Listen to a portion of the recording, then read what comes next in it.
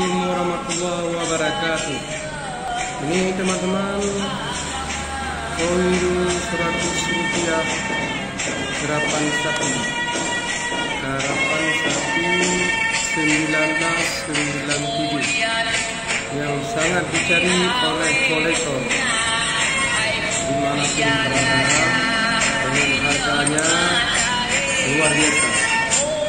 Cuman yang tahun 1997 susah didapat, agak langka. Kalau yang lain masih banyak didapat di pasaran uang koin.